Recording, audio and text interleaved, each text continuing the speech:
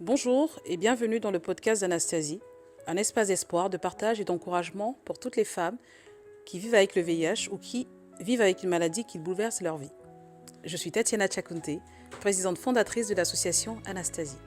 Ici, tu trouveras des conseils, des témoignages et des paroles bienveillantes pour te rappeler une chose essentielle, la maladie ne te définit pas, tu es une reine et tu as encore toute la force d'avancer.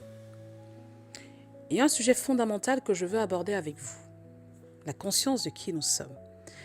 Parce qu'il est important dans toute situation que nous vivons, dans toute épreuve que nous traversons, les difficultés que nous rencontrons, de se connaître. Pas de se connaître de façon superficielle, pas seulement connaître son prénom, son nom de famille, son histoire, ou encore ce que les autres disent de nous. Mais il s'agit de se connaître en profondeur. Savoir qui nous sommes, quelles sont nos valeurs, connaître la vision que nous portons, mais aussi savoir où nous voulons aller. Parce que tous ces éléments nous permettent de surmonter les difficultés. Et oui, ce sont ces éléments qui nous permettent de passer au travers des balles que la vie peut envoyer. Ça peut être les circonstances, le rejet, des paroles blessantes, le jugement que les autres peuvent porter sur nous. Et lorsqu'on traverse une situation comme la maladie, le VIH, ou toute épreuve qui expose au regard des autres, cette conscience devient essentielle. Parce que le jugement peut être fort, très très fort. Mais c'est la conscience de qui tu es qui te permet de relever la tête et d'avancer. C'est la conscience de tes valeurs qui te donne la force de continuer. Et cette conscience-là ne s'obtient pas en surface. Ce n'est pas juste en disant « je vais bien ». Elle vient d'un travail profond.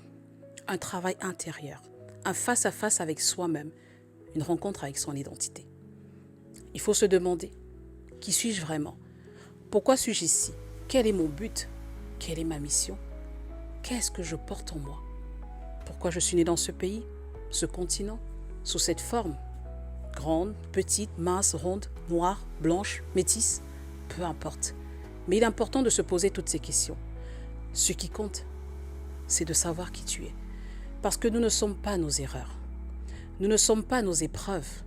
Nous ne sommes pas ce que la vie a décidé. Nous ne sommes pas les fautes du passé. Les paroles qu'on a pu recevoir, dévalorisantes, blessantes. L'erreur fait partie de l'humain. Et nous faisons tous des erreurs. Mais il faut pouvoir se dire, oui, j'ai fait une erreur. Oui, j'ai connu un écart de route. Mais cela ne me définit pas. Je reste un humain. J'ai le droit de me tromper, mais surtout, j'ai l'obligation de ne pas rester là où je suis tombée. Je dois absolument me relever. Je dois avancer. Je dois travailler à devenir la meilleure version de moi-même. Parce que lorsqu'une erreur arrive, elle n'efface pas une destinée. Une chute n'annule pas une vision.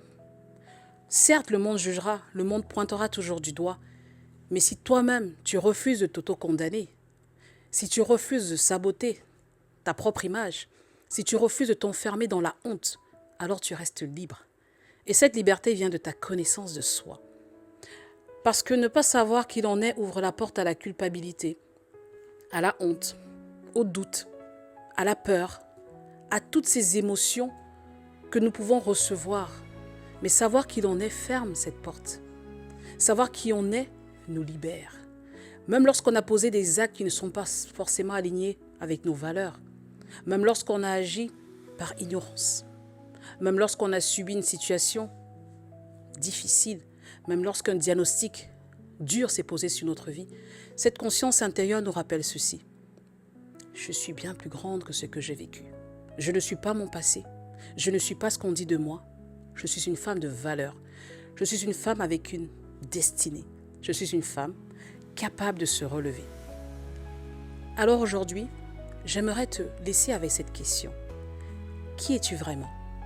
Au-delà de l'épreuve, pas suivant ton diagnostic médical, pas selon tes erreurs ou selon le regard des autres, mais selon toi, au plus profond de toi.